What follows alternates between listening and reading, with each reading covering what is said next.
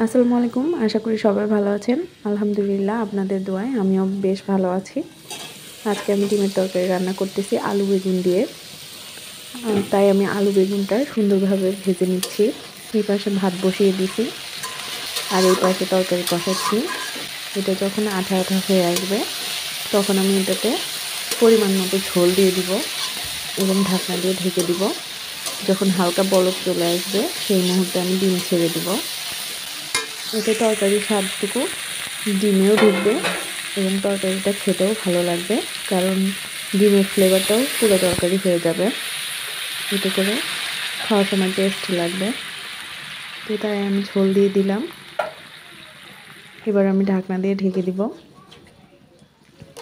তরকারিগুলো দেখতে সুন্দর লাগতেছে।